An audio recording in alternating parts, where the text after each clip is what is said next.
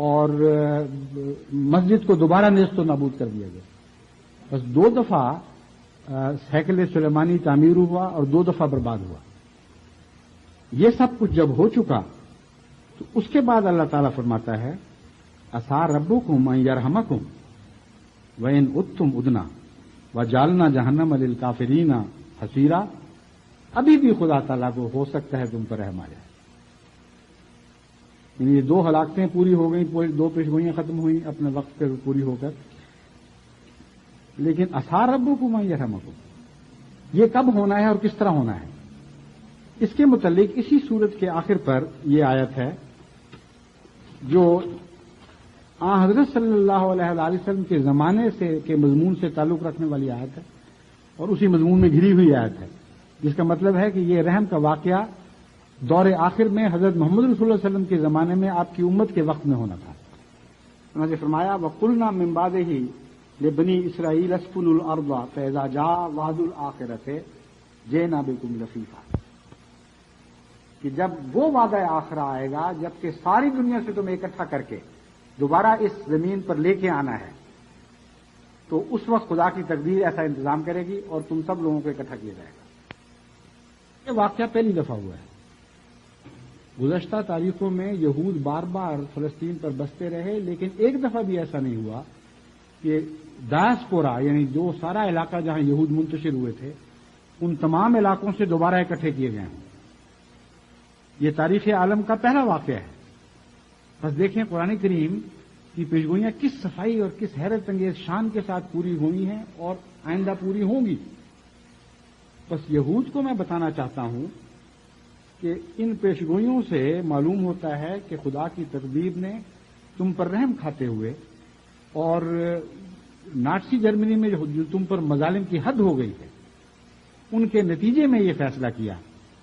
کہ بہت ہو چکی, شاید اب تم نے سبق سیکھ لیے ہوں, تمہیں معاف کر دیا گیا اور تمہیں دوبارہ ایک وہاں غلبہ عطا کیا گیا. اس غلبے کو توڑنے کی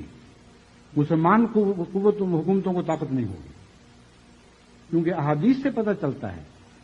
کہ ایک فتنہ اٹھے گا جو عراق, شام اور عراق کے درمیان سے اس چھوٹے سے سمندر سے نکلے گا, سمندر کے راستے سے, اور اس کا سارا پانی پی جائے گا, جو اسرائیل میں واقع ہے. اس کا نام مجھے اس وقت بحیرہ طبریہ نام ہے اس کا, جس کا حدیث میں ذکر ہے. یہ اسرائیل کے علاقے میں ایک چھوٹا سا سمندر ہے جس میں سے دریائے جارڈن ہو کے گزرتا ہے. فرمایا کہ وہاں بہت بڑا لشکر ہے جمع ہوگا اور وہ رجوع کرے گا, نکلے گا, اور بہت بڑی طاقت ہے جو یلغار کرے گی. بس اگر اسرائیل نے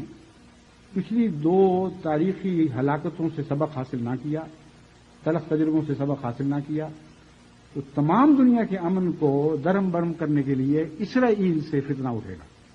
اور یہ مقدر ہے, اس کو دنیا کی کوئی طاقت بدل نہیں سکتی.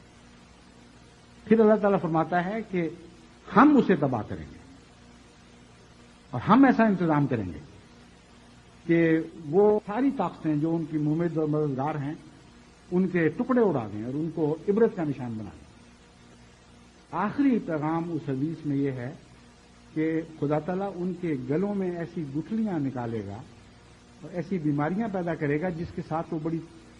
ہولناک طریق پر بڑے وسیع پیمانے پر ہلاک ہوں گے. اور یہ وہی بیماری ہے ایڈ جس کا میں نے ذکر کیا تھا, حدیث میں اس کی تفصیل ملتی ہے. بس ایک یہ ہلاکت ہے جو آج نہیں تو کل مقدر ہے, لیکن اگر ان قوموں نے اپنی اصلاح نہ کی, خدا تعالیٰ کے رحم کے دروازے کھلے رہتے ہیں اور ہمیشہ کے لیے ان کو تالے نہیں لگا دیے جاتے. بس میں بڑی ہمدردی کے ساتھ اور صدق دل سے یہود کو اور مغربی طاقتوں کو یہ مشورہ دیتا ہوں کہ یہ خدا کی تقدیر کے فیصلے ہیں جو میں نے آج آپ کو پڑھ کے سنائے ہیں. ان کا ماضی بتا رہا ہے کہ ان کا مستقبل یقینی ہے,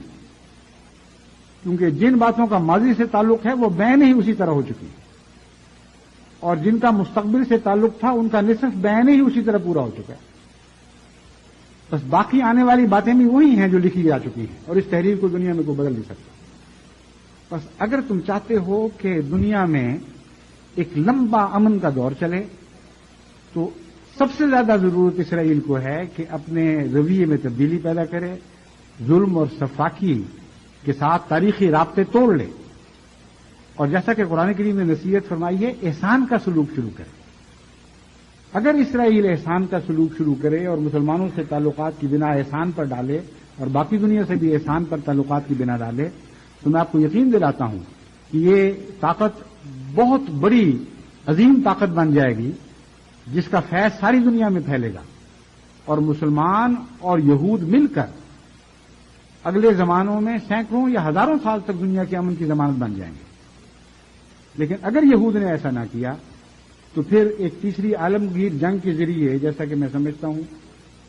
دنیا کے تکبر توڑے جائیں گے اور بہت بڑی بڑی ہلاکتیں ہیں جن کا قوموں کو سامنا کرنا پڑے گا. حدیث سے پتہ چلتا ہے کہ بہت بڑے فیمنز بھی آئیں گے, قحط پڑیں گے اور بھوک کی مار بھی دنیا پر پڑے گی, بہت تباہیاں آئیں گی اور ان تباہیوں کے علاوہ آسمان سے ایک بیماری اترے گی جس کا ذکر احادیث میں بھی ملتا ہے اور جیسا کہ میں نے بیان کیا حضرت مسیح علیہ السلام کے الہامات میں بھی ملتا ہے اور اس بیماری سے یہ بڑی بڑی قومیں ہلاک کر دی جائیں گی. بس ہم سے مقابلے کی کیا باتیں کرتے ہو؟ ہمیں تو ہمارے خدا نے پہلے ہی بتا دیا کہ تم کمزور ہو. 1400 سال پہلے نصیحت فرما دی تھی محمد رسول اللہ صلی اللہ علیہ وسلم نے کہ خدا نے اتنی بڑی بڑی قومیں نکالنی ہیں آئندہ کہ دنیا میں کسی انسان کو ان کے مقابلے کی طاقت نہیں ہوگی, اس لیے دنیاوی ہتھیاروں سے ان کے مقابلے کی کوشش کا خیال بھی دل میں نہ لانا. یہ مسلم کی کتاب الفتن کی حدیث ہے, ہر مسلمان اس میں مطالعہ کر سکتا ہے, ہر شخص مطالعہ کر سکتا ہے. فرمایا دعا کے ذریعے ہوگا جو کچھ ہوگا, خدا کی تقدیر ان کو مارے گی اور خدا کی تقدیر یہ فیصلہ اس وقت کرے گی جب یہ طاقتور قومیں دنیا سے بدی کا فیصلہ کریں گی, کیونکہ خدا نے دنیا کو نہتا کر رکھا ہے, مجبور کر رکھا ہے اور ایک طرفہ طاقتوں کو بدی کا موقع عطا کر دیا ہے. اس لیے لازماً اپنے کمزور بندوں کی حفاظت کی ذمہ داری خدا تعالیٰ پر عائد ہوگی. بس ایک ہی طریق ہے اس آسمانی تائید کو حاصل کرنے کا کہ خدا سے تعلق جوڑا جائے اور جس حد تک ممکن ہو اپنے نفوس کی اصلاح کی جائے. اسلام کے نام پر آئندہ کبھی کوئی بدی اختیار نہ کی جائے. ٹیررزم کا تصور ہی مسلمانوں کے لوگوں سے نکل جانا چاہیے. شرارتیں کرنا اور دوسروں کو دکھ دیکھ کر بعض مسائل کو زندہ رکھنا یہ جاہلانہ باتیں ہیں, ان کا اسلام سے کوئی تعلق نہیں ہے. خود امن میں آ جاؤ,